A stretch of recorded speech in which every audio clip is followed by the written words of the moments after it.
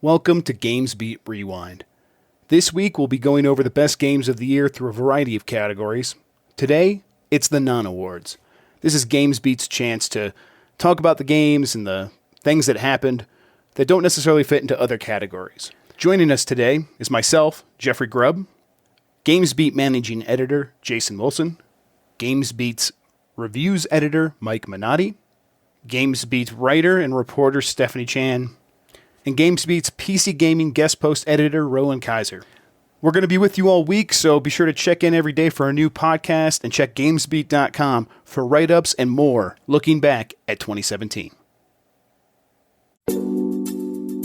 Hey you, yeah, you, the one trying to make a video game. I've got someone here that can help you, and that someone is Intel, which is not a someone, it's a company. But this company, they are going to help you as if they were a somebody and a someone and also a something. Check out software.intel.com/gamedev to find out how Intel is making sure all the innovation in gaming continues to happen on the PC as part of the Intel Game Dev program. Again, that URL is software.intel.com/gamedev. Sign up and start something new.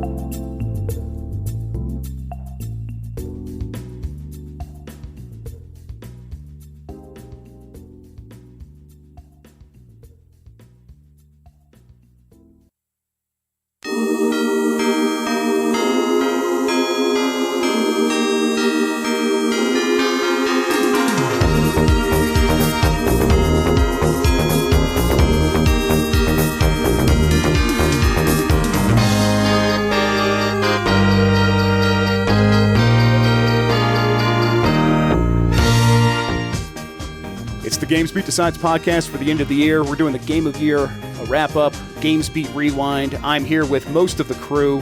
We'll be doing a bunch of episodes this week as we kind of get into the very end of the year here. It'll feature different people each episode depending on who we can grab. Today, we're going to be going over mostly our non-awards. These are awards that we just kind of do for, to have a reason to discuss a lot of things that might not get brought up in other subjects, other more serious categories, I guess. We're going to hop right in here pretty quickly to kind of give you guys an idea of what this is going to be like. I guess I could just get started. I have one here for, let's see. Dean's not here, so I wrote this one down. He was going to take it, and he might still write this. The Elite Pro #1 Cuphead Gamer in the Universe Award goes to Dean Takahashi. Sponsored by Gillette Fusion. Okay, so the reason I would want to bring this up at all is just because it felt like a really weird year for things blowing up on YouTube, more or less, I guess is what I would be. That would be the subtext of this award. It felt like the loot box thing came to a head because of YouTube. It felt like our Cuphead thing, really blew up because people jumped on it on YouTube. And while Dean is like our #1 Cuphead pro gamer, it was such a minuscule thing that he did that it's hard to recognize or reconcile that with what it turned into. Well, we need the short, pithy, 50-word explanation of what happened. Yeah, let's kind of go over it. You're right. So Dean went to Gamescom in Germany, and he was our only writer there. So he was playing some games that we got invited to, but PR say, hey, you're going to be there. Can you come play this? And we're like, well, Dean's going to be there. We'll send him your way. And Dean went Microsoft's way to play Cuphead, which is that sort of excellent-looking throwback retro-style cartoon shooter. It's like a run-and-gun platformer. And Dean's not very good at those. No one really knows the history of Dean and where he comes from in terms of gaming. He's been writing about it for a long time, but who knows if he sometimes makes jokes that he doesn't know what Mega Man is, mostly to annoy Mike, but maybe there could be some truth there. And it felt like watching that video, there could be some truth there. Well, he was bad at it. He was very bad. Dean's favorite games are strategy games and shooters, and I'd argue that he's probably the best at strategy games. He's an excellent Total War player, for example. Yeah, exactly. And those are it's a whole an entirely different skill set than what he was applying in Cuphead. So he got the video and he said it was worthless. And I actually told him, you got to go post that. It's like really funny. I want people to see how bad you are. It's that makes me happy. And then people caught on to it, and there was basically some neo-reactionaries that found it and decided to use this to further some weird internet agendas that it's still kind of hard to get my mind around. And then then it turned into this whole thing on YouTube. I mean, what does this make you? Any of you guys think of? Does this kind of bring anything to mind for you? You say YouTube. I think Reddit has really been. First off, that's you're right. This stuff started getting a lot of traction. That's really where the Battlefront thing really went to a head, and now they're kind of picking on Destiny, and that's kind of been picking up a little traction now too, right? Where, like these things that used to be like on message. Oh, people on the message boards are talking. It'd be like, that's cute, whatever. Now it's like, oh gosh, this is actually like a big deal. Exactly. I think it makes it so you can't ignore Reddit. I don't think anyone was necessarily ignoring it, but you can't let that community go without responding to it, head on. If you're a publisher, if you're EA or if you're, Microsoft or whoever, now Bungie. Like Bungie changed their plans because of what was happening mostly on Reddit. You're right. That they were going to do a big stream about their next content, which actually just came out. And they had to step back because people were discovering weird things about the progression. They felt they were being lied to and misled. And as these things they're always framed as like a consumer revolt or consumer advocacy. And it rarely ever feels like that truly or honestly. So in the end, it just feels like no matter what, like if they're doing it in bad faith or not, you have to do something about it. You can't let it get out of hand, because if they can do it to Dean over Cuphead, which is just such a nothing thing. It was never an actual problem in any way, but they turned it into one of the biggest problems of the year. It really felt like at the time. If they could do it to that, they could do it to anything. And maybe sometimes there is something really there that, there's a problem. The EA thing with Battlefront 2, that was a real problem. But yeah, if you can't ignore it. That's how it feels. I don't know, man. We might have ruined Cuphead. That poor game. It came out and no one cared about it. That's right. Yeah, I haven't heard anyone mention it one iota ever since. Well, I think it, I'm not sure if it hurt Cuphead, but Cuphead came out at a pretty competitive time of the year in the first place. No. We're being sarcastic, Jason. I think Cuphead actually sold really well. Apparently. We're being very sarcastic. Cuphead's a big success. Well, I can't tell your sarcasm. Yeah, we're from the Midwest. It's very different over there. Yes, apparently so. We can move on to the next award. Does anyone want to step forward with one? Anyone have one ready to go? I do. Lay it on us. So I'm going to give this one to what I feel is the best. So the best D&D game that wasn't D&D this year. And for me, that's Etrian Odyssey 5. And I have some love of Etrian Odyssey ever since I played the first one way back in the late 2000s when it came out on the DS. And for me, what really grabbed me is the mapping. But the other thing I love about it, too, is how in order to survive the mega dungeon that is Etrian Odyssey, as you go lower and lower and lower into the different layers and stratas of the game, is you need to go in with different party makeup. So you might take in, and this is for two reasons. One is to collect as many materials as you can to help build up better weapons and better items and better armor in the store, because that's how you get stuff, is by selling materials that the store owner then crafts into weapons. But also just because you come across different monsters and sometimes you need a different party build than what you have. And that reminds me so much of old school, not just old school Dungeons and Dragons, but some more old school dungeon exploring games such as Wizardry or such as The Bard's Tale, where sometimes you might want to tinker with your party lineup in order to go out and get the most out of the group you're sending. The other thing that I really kind of cherish about Etrian Odyssey 5 is, for me, it came at a very opportune time. I was playing the review build at the same time as the fires started in Northern California.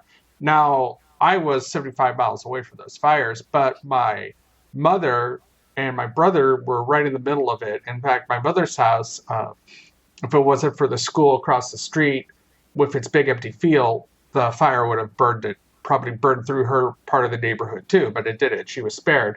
And instead of going to stress eating, which is how I normally would handle such things, I just picked up Etrian Odyssey and kept playing it. So for me, it helped me keep up with my weight loss goals. And instead of eating, I just played Etrian Odyssey 5, which helped me a great deal this year. So it's kind of a 2-for-1 there.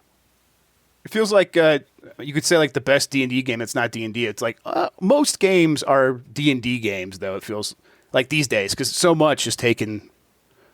So many games have taken elements of those, those tabletop games and incorporated them. What is it about Etrian Odyssey 5 in particular that reminds you of D&D, though? Well, it's kind of like what we were talking about with Dragon's Dogma last week. Is you don't really get to explore the mega dungeon anymore. You're going off to different places. But the fact that you're stuck in this one big dungeon that just gets deeper and deeper and deeper as you go, I really enjoyed that. And it sounded like Rowan had something to say. Yeah, it's Etrian Odyssey doesn't have as many generations between it and everything else.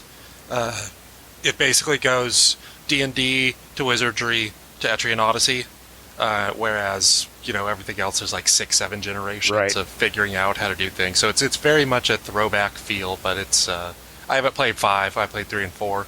I assume 5 is right in the same style. Yeah, in fact, 5 feels more like one or the earlier ones than the later ones, because you're not sitting there going off and exploring these little set-aside maps that you go to with an airship or something like that.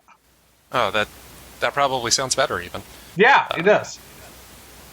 Yeah, it's very much a throwback style that you only really seem to get anymore with the Japanese handhelds. Yeah, so I have a soft spot for the series and would like to grab that one at some point.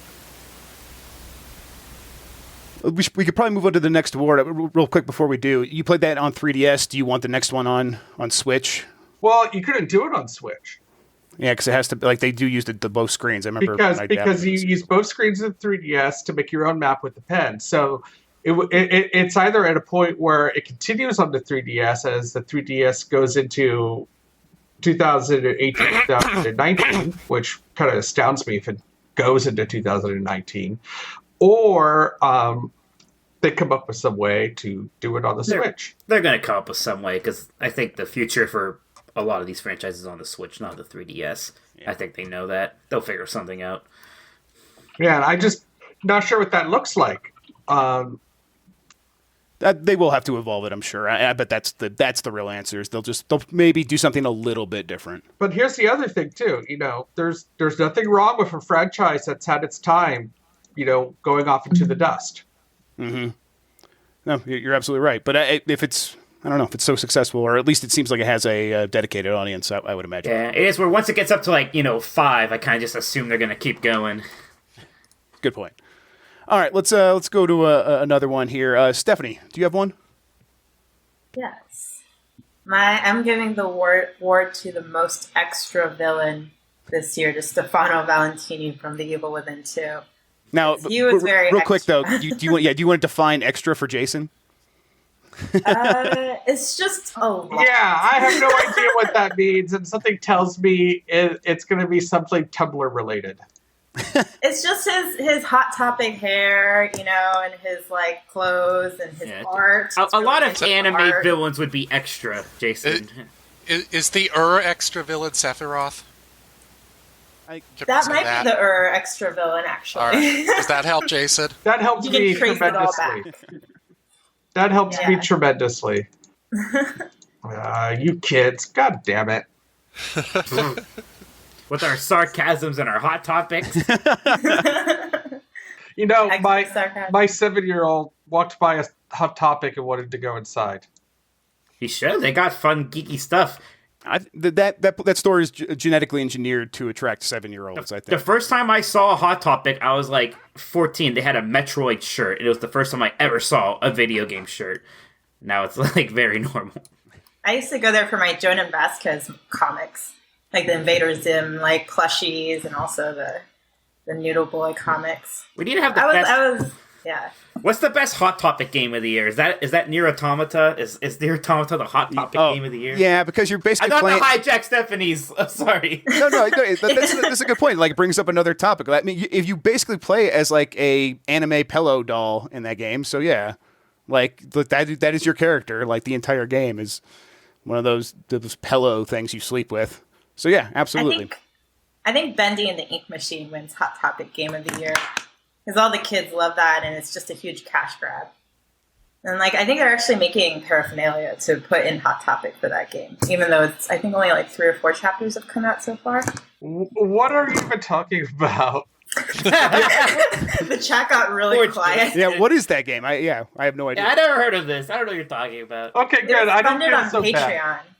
Yeah, it's funded on Patreon. It kind of has like this sepia-tinted, old-timey cartoon, like Mickey Mouse on the steamboat kind of aesthetic to it. It's like a horror game, but it's just mainly fetch quests, and they have Jacksepticeye doing voices in it. You would love it, Mike. Steamboat Willie. Yeah, I heard the 2 magic words, Mickey Mouse. It's a horror game, though. Never mind. The heck with that. All right. Jeff, wait. Yeah, go ahead. What am I going to get to ask you about? Why do you hate Nier Automata? Why do you hate Nier Automata? We're not. Oh my God, we can't do it. What happened? Not this episode. I played it. What do you mean? What happened? Yeah. I played it. You were so excited to play. I thought you were going to like it like we do. Yeah, you were like, you're like, Jeff, you're gonna really like this game. You should play it. Well, everyone does. All right, Mike, I believe you, and you were wrong. You're a liar. No, we are going to talk about that on a different. Like that's coming up. That's probably going to come up multiple times this week. So let's just hold back on that for now. Each of you has a specific bad opinion about one of the games this year. Not Ro. It's fine, but everyone else. Yeah, I just haven't played them. I've just been playing strategy games all year. So that's the good way to get to that. You're point, excused. Yeah. All right, Rowan, next, why don't you kind of come in here with one of your topics? I believe you had a very specific one you wanted to bring up. Well, actually, since Mike mentioned the letting things go into the dustbin of history or whatever, I thought of a good one, which is the best and most ridiculous ongoing support, which is that Crusader Kings 2 has got its 15th expansion. It had its 14th expansion earlier in the year. 5 years of DLC expansions, add-ons, unit packs, whatever, and each of them keeps actually adding to the game decently. And it's sort of ridiculous at this point. I think there are a lot of people who are saying you should just do Crusader Kings 3, but this is working for Paradox, so I don't know. It's still a thing. I agree that it's like the ridiculous word there is actually really important because it gets to a point where I own Crusader Kings 2. I've booted it up once because I'm like, I really want to like spend time with this. But then you start looking like at all of the expansions you don't have installed, and then that is such a long list. And it's like, man, this is overwhelming, and it's like absurd at a point. I'm like, I'm just not going to. So it really is. It's simultaneously the best and the most ridiculous. So yeah, I'm totally with you on that. There are some other games that kind of do this stuff, but this might be the most insane example. It's the most, in a way, by supporting it like this, they've turned it into a live service. Except I've said they should do a subscription version because of what Jeff's talking about. It gives you decision fatigue. Like, you log in and you're like, I don't know what these things do. Do I need them? And you probably don't, but you might feel like you're missing out. Right. Yeah, and as soon as you get that stress, you're just like, no, I'll do something else. Especially with a game that has a difficult interface if you're trying to learn it. But I mean, I can't imagine the player that jumps in after 12 expansions into Crusader Kings. I mean, you might find somebody, or someone gets gifted it, or becomes press and wants to try it out or whatever. But it's a thing where like there are people out there who are like, here are the expansions you absolutely have to get, and you can find those lists on Reddit or whatever, or you could just give it a go and be confused with the original version. But it's gotten a weird stack where each expansion also comes with like a free patch that does a lot of the cool stuff, but not all of it. I love it. So do that. That's always so smart. Yeah, it's a nice thing to do. It's just that adds even more complication to try and describe which ones you need and which ones you don't. And I know Paradox people talk about trying to fix this, but it hasn't really been done yet. So we'll see if they keep it up. But this sort of thing is always you associate with like EverQuest, like, oh, a new EverQuest expansion came out, but those are MMOs, and that makes a certain amount of sense. They're paying a subscription, I think for that game still. Yeah. So yeah, of course they're going to come out with expansions and stuff. Each of those is like an entirely new game, right? When you get a massively multiplayer role-playing game, each expansion is basically, here's the thing you're playing for the next 18 months. Right. And this is a totally new zone. So in Crusader Kings, it's just this piled on top of what already exists, right?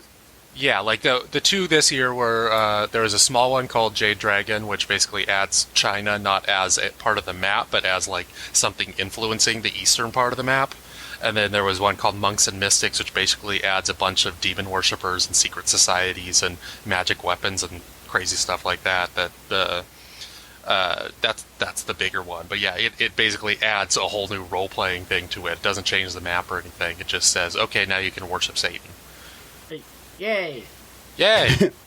Yeah, Mike that's kind loves of where the series lost me this time around. Yeah, it might have been Oh, a that's bit Satan excessive. worship? Yeah, adding magic to a historical game is, a little controversial. All right, well, we can get into one. Mike, have you done one yet? If you have, I don't remember it. Oh, I have. No, I haven't done one yet because you ignore me. Yeah, it was. I wasn't sure. I can't remember if you do. If you don't, you're very forgettable. So I'll give you a chance right now. Mike. Fair enough. Go for it. All right, here we go. My favorite, maybe DLC, maybe sequel. I don't know what it is. Of the year was Uncharted: The Lost Legacy, which was, I'm a big Uncharted fan. I really like those games, and The Lost Legacy was really fun.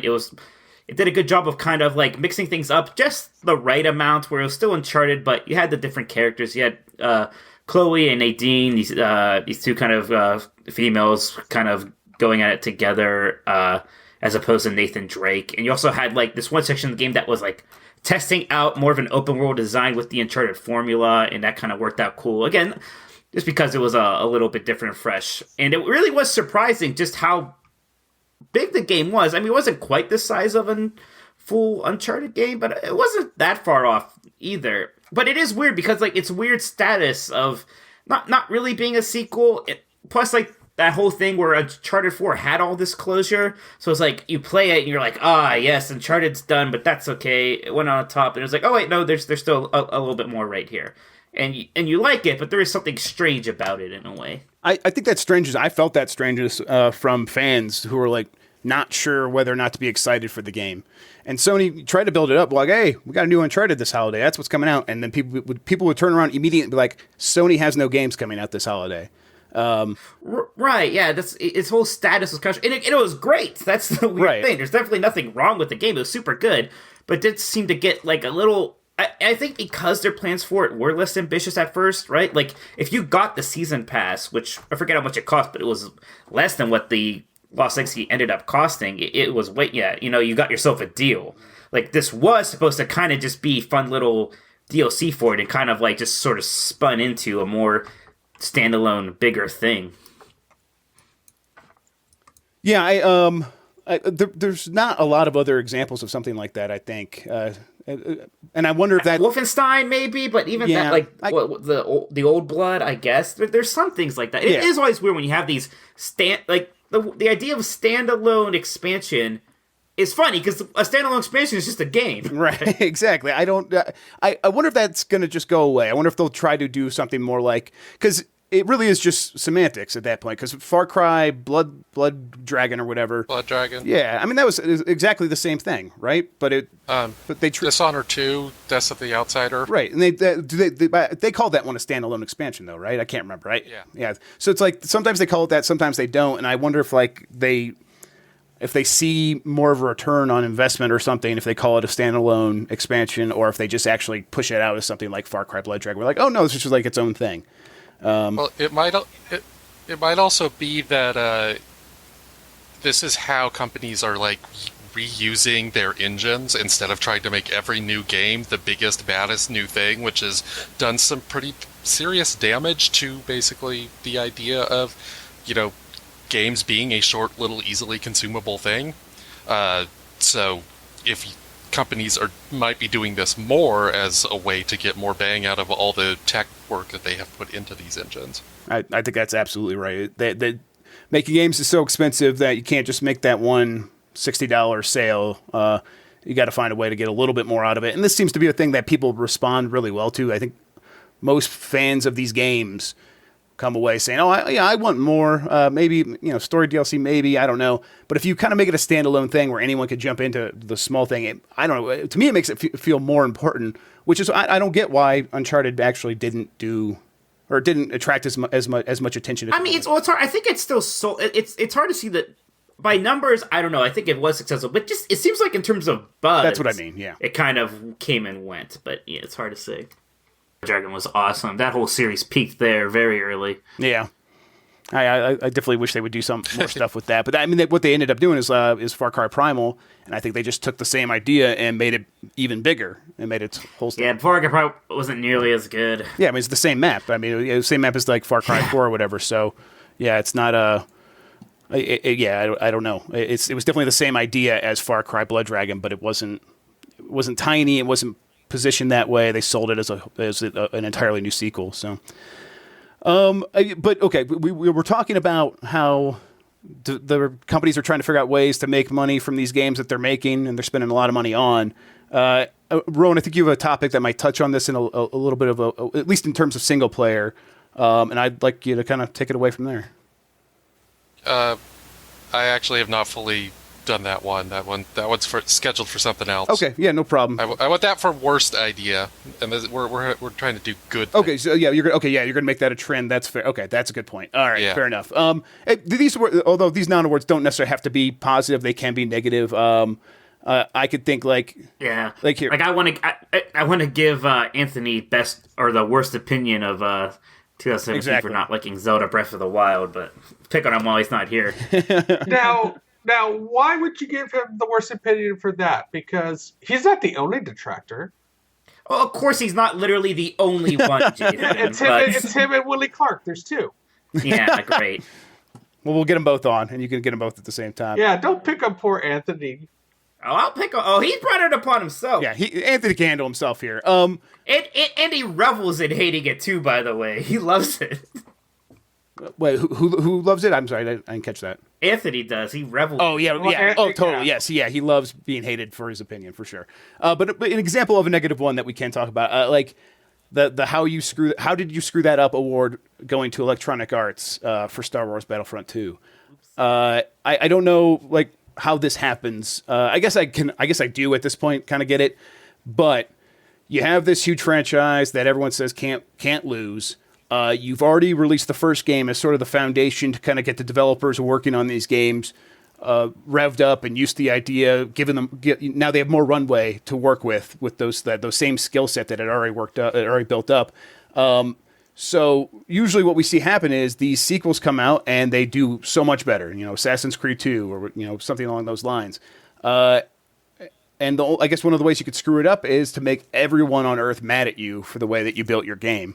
I still kind of feel like, how did they not see this coming? Even if I'm starting to understand how this happened, how do you not avert away from the oncoming disaster? And I guess the answer there is you don't expect it to be as big as it was. We already touched on a little bit. Reddit turned it into a huge thing. It attracted the attention. I guess I'm skipping ahead, but for people that aren't aware, Star Wars Battlefront 2 came out amid a torrent of outrage from fans who were very mad at its progression and its business model that enabled people to spend money on random boxes that could contain advantages for online competitive multiplayer.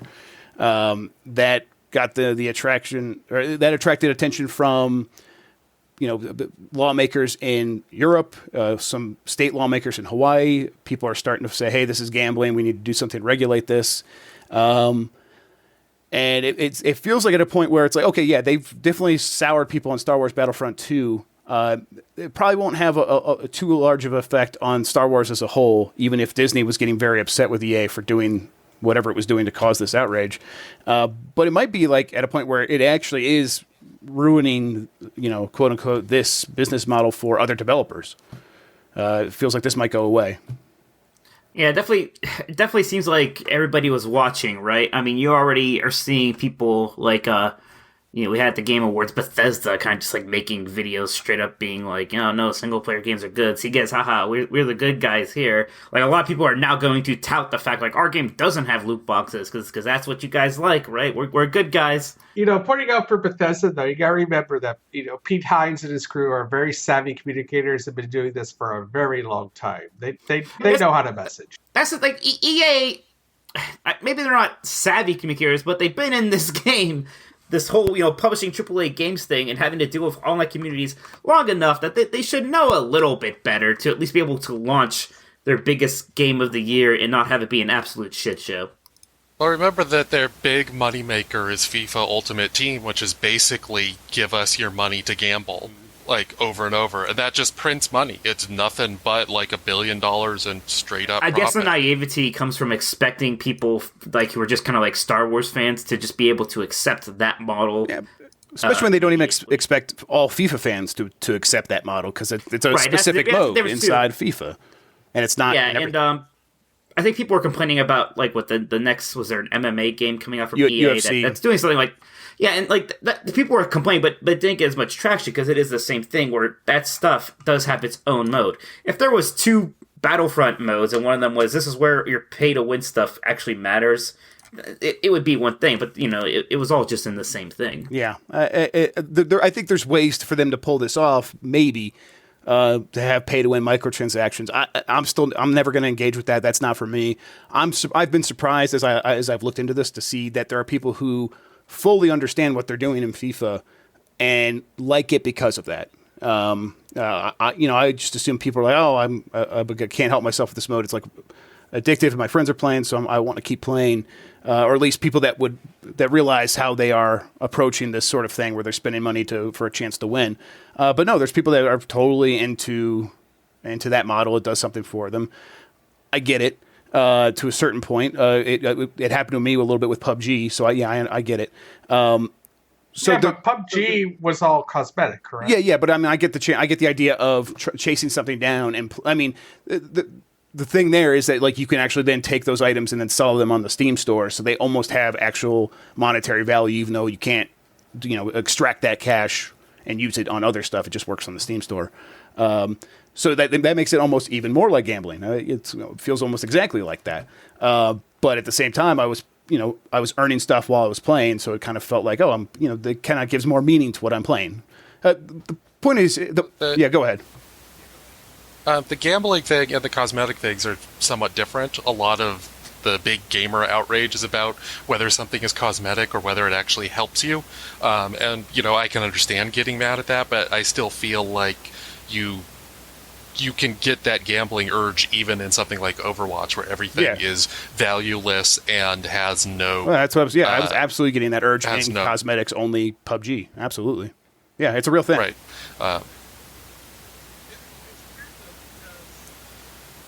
I play card games, so that's a loot box. In fact, it's a very different. It's very different. And some would say probably even more tempting and dangerous than a loot box from a shooter like Call of Duty or Battlefront 2. But I've never felt like gambling. I usually buy them with in-game gold because you either do one or two things with them. But I'm buying them. It's like, okay, if I get the card I want, that's fine. If not, then I'll craft the card I want. But I don't sit there and I don't feel compelled to be buying them. I understand that some people are, and I think the thing is, and these things do kind of get to them. But my bigger thing with Star Wars is, God damn it, why can't I just be playing against people my own goddamn rank? I'm tired of being a guy at like level 3 or level 5 and facing people who are level 20. I'm starting to wonder if that's going to be a thing that people start to notice, because this game really accentuates that. I think like in Call of Duty, they do the same thing. Everyone sees each other's character rank, which is different than your matchmaking rank, which is the thing that actually matters, because it's saying like how skillful you are and how much items you have to help you or whatever. They take all that into consideration when they're matchmaking you, but you don't get to see that number. So you do see like, I only have these few things, and this other person is level 20. And when they kill you, they show you exactly what their loadout is with all their special cards. So it's built to make you feel like, I want those things. I should go spend money. So with that frustration that you're expressing there, Jason, I think that is kind of the fundamental thing in terms of the pay to win element here. It could be part of that element. I'm not sure. All I know is, I look at games like Hearthstone or MOBAs where they have ranked play, and you're playing against people of your rank. Now, your MMR within that rank might be different, but you're still playing people of that rank. Okay, yeah, I think in like MOBAs they just show you your MMR rank, I think. But the point is here is that there's a way to do pay to win and to do microtransactions, or at least there was a way to do all these things, cosmetic or actual, affecting the gameplay. There's a way to do it. People were doing it. EA was doing it just fine. I think it was always clear to everyone that there was going to be a way that you could push this too far and cause a serious reaction. How EA didn't realize it was diving headfirst into that, that's the thing I don't get. And I think when I say, how do you mess that up? I think more than anything, I think that's what I mean. Okay, let's move along. Who else has one? Someone want to jump in? Well, the other thing I want to bring up too is with the communication that you get from from EA. From EA. I wonder if that comes from the fact that EA is publicly traded in such a big watch stock, and everything they say has to be filtered through the lens of what will the shareholders react to it. I think that's a good point. But they're not the only publicly traded company making games, so we could compare them to some others. And I think that you see like Activision, Blizzard is publicly traded, and they do a very good job of talking about their games. They go out there and they answer questions, or they say, but we can't answer that. And I think EA's problem was some of their games. Yes, some of their games they're not as great with. Overwatch is an example of where they are great. So EA's problem was that I think it got into a mode over the last 10 years where they're like, every time we say something about a game, we end up paying for it in some other way with our fans, with players. They'll use it against us when they're mad about something. They'll say, hey, you said this game was going to have this and it didn't, or you phrased it in this way and it's actually slightly different. So we should only ever talk about our games in a very high-level way, and the only reason we should ever talk about our games is if it can get us more sales. I think they did that. I think they made that decision a long time ago, and I think you could see that pretty clearly in most of their communication about all of their products. The problem with that, and I wrote about this, but the problem with that is once you go into a situation where you are making people angry and it's a crisis, and you're still trying to sell them, you're going to find out that people don't want you to be calling, if you're flinging crap at them, don't call it chocolate cake. And if you do that, people are going to be very angry. And the Reddit post the Reddit comment that EA made that got most of the attention, that was the most downvoted comment in Reddit history, was an example of them surrounded by people who are angry at them and them saying, here's how what we did that you're angry about was actually good for you. And I don't know why you say that unless you're like, okay, we'll always be closing, always be making that sale. We have to be getting more pre-orders. Here's a chance. This is not a crisis. It's an opportunity to make a sale. And it's like, no, EA, it really isn't. It really isn't. You have to handle this in a more deft way. And they don't have that skill set right now. I keep using that phrase, but yeah, that's just something they don't have at this moment. The best and most, and weirdest in retrospect, revamp was Heroes of the Storm doing their Heroes 2.0 thing. Yeah. From April, March, really in the spring at some point. Basically, they went to a loot box system and everyone loved it. They had your characters gain levels faster. You get loot boxes for that. The loot boxes have the skins that you used to only be able to get by money. And this did not seem to cause any kind of significant controversy. Initially, there was a slight one where people who had been playing for a long time weren't going to be quite as rewarded as people who were new.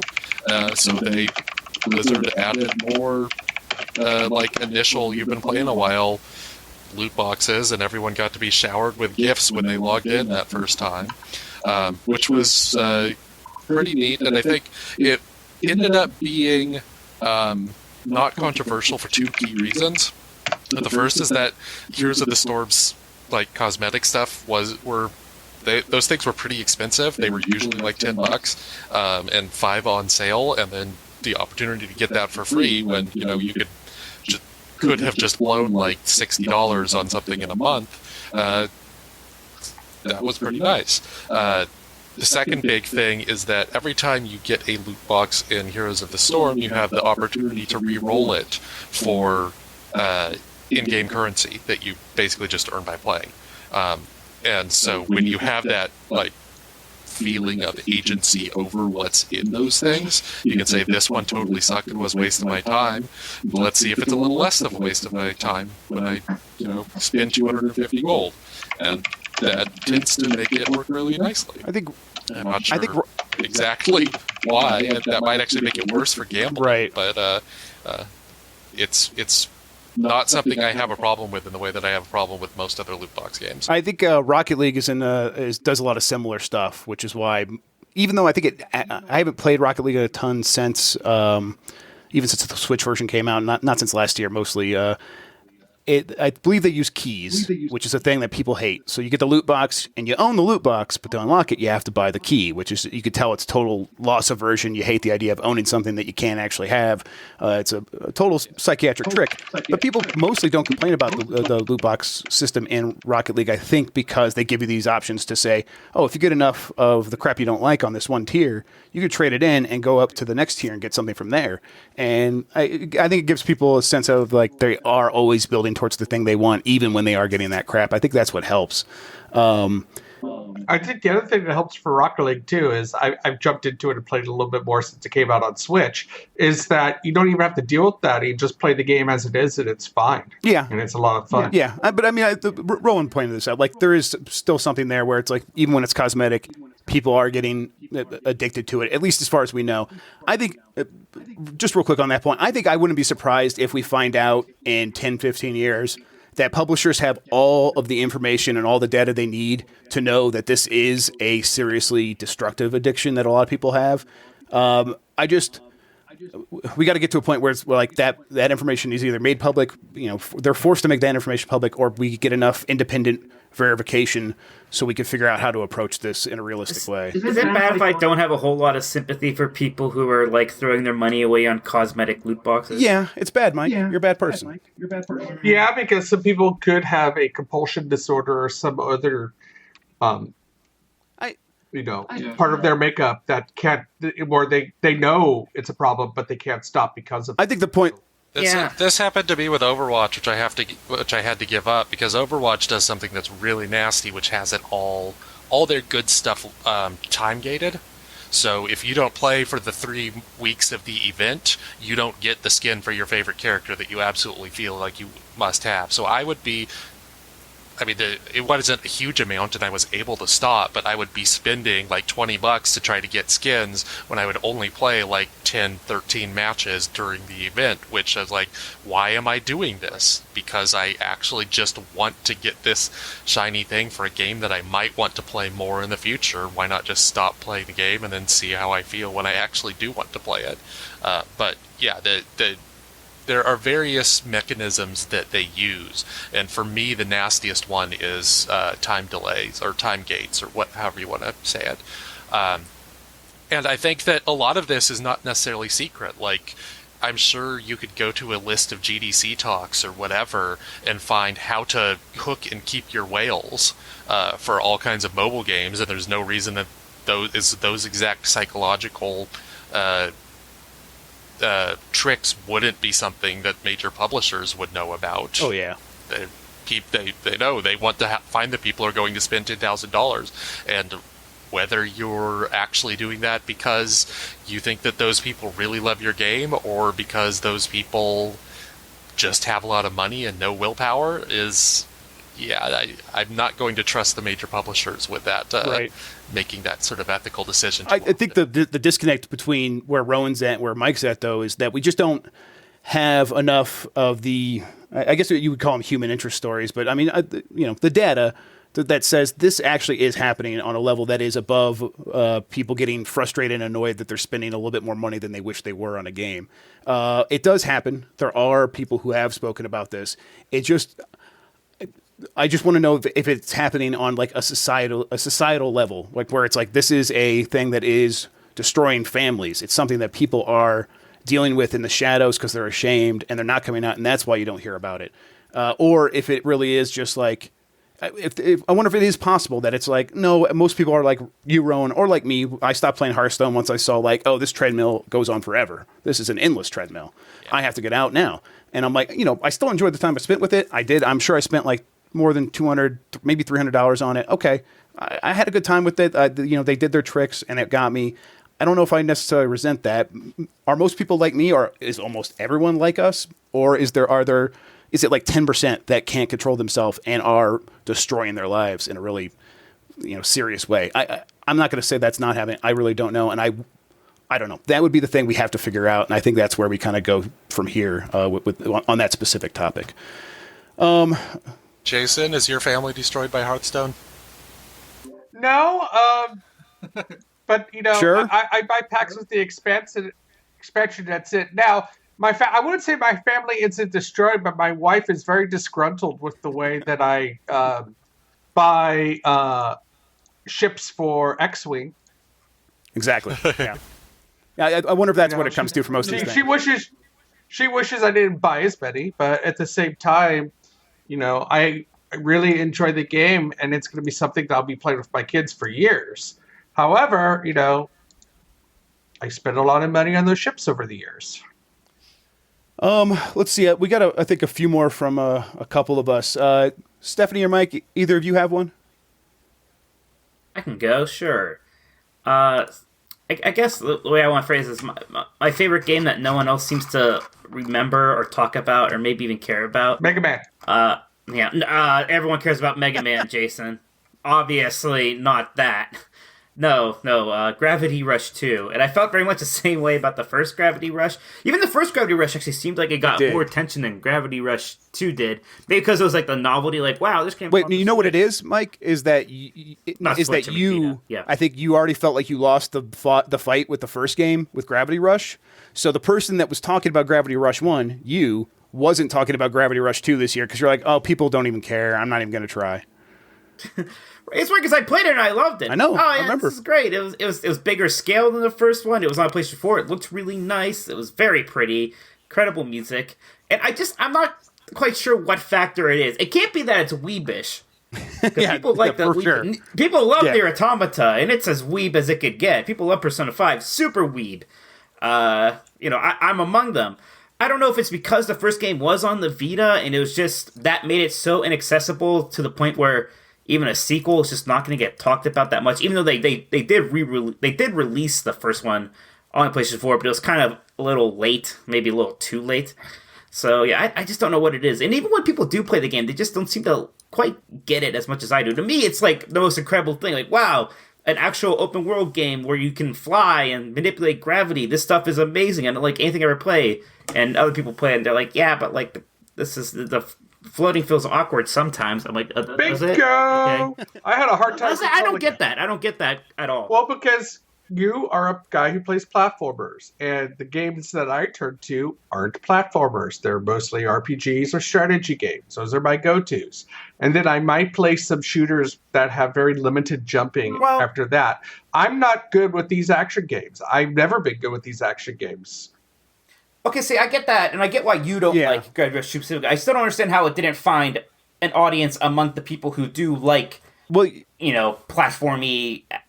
You'll see like lists of like all the platforming games. Like, oh, look at all the platforming games that are coming out this year and how great that is, and these open world games where you could just jump around and do whatever. And actually, Gravity Rush 2 is like never on those lists. So yeah, and I don't even know if that's maybe part of it is genre identifying. Because I don't even know if that. If platformer is what I would call it. Yeah, it fits into a weird place. I think people just don't know if they'll like it, so no one really tries it. And I think part of it too is like open world games these days very much follow the Far Cry or the Assassin's Creed formula, right? Even Breath of the Wild was a little bit of that stuff. We don't have those kind of crackdown-esque superhero open world games very much anymore. Maybe people don't even really know what to make of them when they see them. Stephanie, do you have any other awards you want to give out? I have the best use of a Futura 128K plus 2 computer system, which is a made-up computer system in No Code Studios Stories Untold, which I really liked. It's like this collection of 4 interactive fiction games but it's like in a 3D environment with interactive fiction elements to it. So the first one is The House Abandoned, which I think is the best one that they made in 48 hours for a game jam. And you're basically in a room on a computer playing an interactive fiction game, sort of like Zork or like, one of those old games where you go west, go north. And then stuff starts happening around you in the room. And I just think it's like super great. It's really creepy, not really scary, but, kind of has a lot of the atmosphere. And I just think you don't see as many studios focusing on interactive fiction, text-based fiction that often in games. And I think it's really awesome that they're doing that. Two things. I love any game that has like an old computer system inside of it. Even that new. That's why I liked Her Story, I think. Just because it's kind of like that. Oh, Her Story was just terrific. any game where you're interfacing with like an archaic computer system. I love that. Like even that new Five Nights at Freddy's game, the free one on Steam. Like, a lot of that. Yeah, a lot of that you're just using like an old computer. It's cool. The other thing, I realized that like there's a huge gap actually between my generation of gamers and like some slightly younger people like you, Stephanie, because you're like one of those old games like Zork, and I'm like I would never call any game like just one of those old games.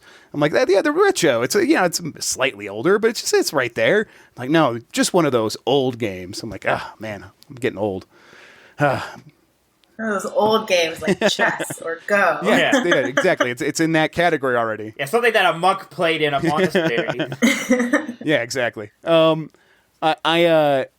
actually looking up pictures of Stories Untold. It looks exactly what I want. The monochrome screens and things like that. Yeah, that's beautiful. Yeah, it's kind of like it's got a Stranger Things vibe too. Like the opening sequence is very Stranger Things. All 4 of the chapters have that kind of retro vibe to it. It's just like really, it's a blast. All right, I'm gonna jump in here with one of mine. The GamesBeat non-award for worst Nintendo eShop music ever goes to the Switch because its music is 0. It is. You're still really hung up on hung up is the wrong word. I really dislike it. Okay, the thing is that I really love the eShop music. Nintendo does like menu music better than anyone. Like we can probably recall like the Wii eShop music. Like everyone has those songs in their head all the time. You see, this is the disconnect maybe because I do not. I'm sure they were good, but I don't remember them quite as fun. Here's the thing: I download everything in the background and I walk away. So but when you're browsing the store and looking at it and like it's just silent and empty and awful. It's the worst. Yeah, I used to do that on like my 3DS while I'm like turning the volume down because I'm like watching something else. Man, you guys. Yeah, you're like the first person. You're like the first person I've ever known to care about this, Jeff. Yeah, lay it on. You need to follow better people on Twitter because I am not alone. Jeff, you're not alone. I am not alone. Jeff, your not award is stupid. Exactly. Yeah, this award sucks, and you're all alone on this, and you will die alone, Jeff. All right. We can move on, I guess. No, I'm mad about this. No. I will be very upset if it never gets music. That's how I feel about it. I'm still. I mean, at this I think you're right. I think it probably won't ever get music. Yeah, but I mean, I think we better get used to it. Better turn Spotify on or something. We'll file you a MIDI file of the Wii Shop music or whatever it is you like. I'll hack my Switch to do it. Exactly. Yeah. There you go. Yeah, homebrew it. Speaking of, that'll be good. This is a conversation for the other time, but we should really look and see what the hacking culture on the Switch is. It's getting there, as far as I understand. Oh, Jeff knows. Jeff's deep in it, probably because he's hacking himself. He is the hack source. He's putting the Wii. Reggie will hear you. Sorry, Steph. What? Putting the Wii eShop music in is going to break through everything and just do that one thing. Yeah. Okay. This is Nintendo's most successful console. For a long time, and here you are complaining about the Wii Shop music. Yeah, you should be complaining about their awful multiplayer app. Which did that ever come up again? Was that basically just for Splatoon 2? Are they? No, we need to come up with an award for that right now. What is the award for the Nintendo app? Even Nintendo can screw something up in 2017 award. Man, it's got to be worse than that because that thing was such a nightmare. I hate it so much. Like, yes, it is like the gaming's waking nightmare of 2017 award because. How is that? Like, how did that thing come out in the shape it did? So it was this app that you had to use to communicate with people in like Splatoon 2 and other multiplayer games, and you had to use it on your phone. There was no way to do this directly on the Switch, and if you used your phone, you had to keep it open. Like, you had to keep the app open. I think they've updated it so it can work in the background now, but that was like months later. It took them months to fix that. So you should give it the connection is impossible in a modern society. yes, exactly. Yeah. Yeah. Again, the actual You Will Die Alone award. Yeah. Yeah, that thing was a nightmare, and I hated it so much. Not as much as I hate not having eShop music, though, Mike. So.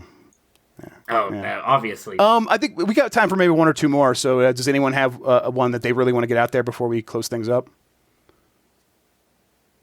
Yeah, I could. I just remembered Cosmic Star Heroine came out this year and did not get as much attention as it probably should have. I can't figure out the best award name, so you clever people can help me with that. But people best have game tried... that Rowan wanted to give special extra mention to. Award. Yes. People have been trying to crack the 16-bit JRPG throwback for a while. I think we've sort of cracked the how to make a classic-looking PC game. We got Torment this year, which was quite good.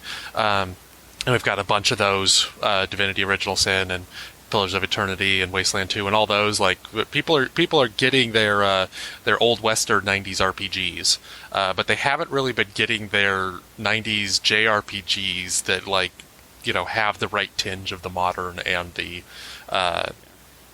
classic. Like something like I Am Setsuna, which came out last year, just totally whiffed on that. It was supposedly like the new Chrono Trigger, and it took everything that might have made a Chrono Trigger-like game interesting and got rid of it. But then Cosmic Star Heroine is a very deliberate throwback to 90s JRPGs. It's from a small Western studio instead of a giant like Square, and it's really, really good. It gives you those Chrono Trigger and Phantasy Star 4 vibes. It's got exactly the right sort of music and look and pacing, especially, which I think is the big thing. Those games tended to play a lot faster than maybe they did in people's memories. There might have been a lot of grinding, but you have to do... but the battles were fairly fast, and you knew exactly what you were doing in a way that made it feel snappy to play. And a lot of the throwback style games have always felt too slow to me. And Cosmic Star Heroine gets this. The main thing that it adds is the combat in it is very kind of puzzly. You have to use like all your special moves in particular orders, and you can sort of figure out what a good plan for making those orders are. So in that way it is fairly different from just going and playing Chrono Trigger, but that also helps it feel like a small self-contained slice of JRPG throwback, as opposed to like this giant game that you have no idea if you actually want to play it or not. So I really liked that game when I managed to play a bit. I didn't quite finish it, but I don't feel like it's gotten enough attention. It hasn't. Are you at all up to... yeah, go ahead. It hasn't. It's a fun little game. I played some on PS4, not as much as Rowan, but I've really enjoyed it. As much as I love Western RPGs, I've always enjoyed Japanese games too. And even though I don't think Chrono Trigger is as great as everyone else does, I definitely respect. I don't. I got yelled by. Worst opinion 2017. Blasphemers in this chat. Oh yeah, you should have heard what Brenda Romero said. What I really like is Zbold has a way they want to make games, and they just keep sticking to that model. You all remember Cthulhu Saves the World, The Breath of Death, the beginning? They're just taking these old models and updating them. That's good. They just keep doing it more and more and more, and I'm really interested to see what happens when if they take on the the PlayStation style RPG. I think there's a couple more that maybe we could just wrap up pretty quickly. I wanted to bring up my last one here. Let's see, actually. Oh, yeah, the best tech that takes too much time to set up so I don't actually play it award goes to VR. No, this is the year of VR, wasn't it? Yeah, definitely not. Hey, I don't know if we did a prediction episode last year, but I'm sure we did not predict that, because I would not have said such a thing. No, probably not. But even as low as my expectations probably were for VR this year, probably still came in. Yeah, I think people are trying to figure out exactly exactly where the hell this is, and my understanding is most people are saying, okay, we're in a holding pattern until AR gets here, and then we'll just use that as the jumping point for both AR and VR, which makes sense. But just on a personal level, like having all these things, and having them like right here, I could hook them up whenever. It's just like. It's just too much work. It's just a little too much work. Downstairs for the PSVR, I'd have to kind of get a chair set up like right in front of the TV. I'd have to make sure the PlayStation Eye camera is connected to the top and actually hooked up and looking in the right direction. And that's not a lot, right? But it is when you've worked a long day and you just want to put something on, or you just want to play a game, and you have to figure out like, okay, am I going to be in the right environment for this? Where if I'm inside this VR helmet, my wife's going to be fine. If the baby cries and I don't hear, is that going to be a thing? And then like upstairs on the PC, like I have the Oculus Rift plugged in right now, and I think if not both, at least one of these sensors are plugged in. The other one could just be plugged in with USB. But just I don't know, just something about getting it put on my head and making sure that the sound is going through the Rift earbuds, things like that. Just kind of every little step that they put in the way between you and playing VR is enough most of the time to make me say, nah, I'm just not going to. It really does it has gonna have to become a standalone device before it really has much traction. Yeah, and I wonder if it has to do more. I think even if they go wireless, I think just the fact that you have to give your whole attention to the game. I think that's the thing. It's a little exhausting, like you might want to check an email or do something, or like my big fear, I don't like playing VR if my fiance isn't home because I'm nervous about taking my headset off and then there's just like somebody there, or like being surprised. I just don't like the idea of not having any situational awareness of what's happening around me. I need to just just fly over to your house now, so that like wait for you to put VR headset on and sneak in just to scare you. You can stand outside the sliding door. That's the other thing. Is I have a sliding door right here. Yeah, but isn't that Stephanie? Not so much about being paranoid, but more like being just a woman in society. Well, yeah, I have a deep-seated fear. Found out that I'm a woman in society now because that's the same fear I have sometimes when I'm in VR. I mean, I would be scared of like stepping on my cat. Yeah, my cat totally comes and she likes to stand right between my legs, like right between my ankles, and it's just like it's a constant hazard. Well, for the stories I've heard about your cats, Ron, I'd be afraid of stepping on them too. Yeah, well, one of them, it would be he would kill me, and the other one it would be unfair to him. Aww. Yes, this is the pure one. Some of these other awards that we should get to. These last ones. Actually, Rowan, real quick, what's best Halloween? Best Halloween was Heat Signature, which is this nifty little stealth spaceship game to a Halloween event where there's what you like go and steal stuff from various spaceships, and these spaceships all have traits. One of the traits is called Skeleton Crew, which means there are only a few guards, and for Halloween they made the Skeleton Crews actually all skeletons. I can't believe I didn't know that. Like, I love that game, and I didn't touch it during that time. Yeah, it's there's also, I think, where if your characters died during Halloween, they'd be ghosts and stuff. It was just like a cute little palette swap and a couple little not palette swap, model swap, and a couple little mechanics got changed. But it was a neat little, I think, like 3-4 day weekend event that was a really good way of saying, we're on Steam, we could do this. Let's have some fun. Awesome. Anthony, he's not here, but he put the best physical game format that doesn't actually have the game on it goes to the Switch. Nintendo does this thing where they decide to use cartridges, which, cards, I guess, is what they actually are, which makes sense to a certain point. You don't want a motor running in a portable system, like the motor for an optical disc. But some of the large size cards are really expensive to manufacture, so publishers have done everything they can to find ways to get around putting a 32 gigabyte game on a 32 gigabyte card. Doom, for example, they'll sell you the single player game on the card, and it's like an 8 gigabyte card, which is relatively cheap. But then the multiplayer mode will all be a download. You'll have to download it. That's online. That makes sense. But there's other games. I think that the Take-Two detective game, LA Noire, that was a huge download no matter how you got it. If you downloaded it digitally or if you got it as a card, you'd still have to download it. So, yeah, that's a pretty weird thing that they've done there. Although, to be fair, you can go to the store right now, I think tonight or tomorrow, and buy PlayerUnknown's Battlegrounds for the Xbox One, and get the the actual the container for the disc, and you open it up, and it's just a code. So the PC gaming thing is coming to consoles now. I'm not sure if there's anything else here. Do we have any other ones we want to step on or touch on real quick? I gotta go to the bathroom. Okay. That's my way of saying. I think that's time to go ahead and put a finer point on it. Yeah, let's get out of here. Okay, let's let Mike go do his business. Real quick, let's start with you, Mike. Why don't you tell people where they can find you, and then we'll move on to everybody else.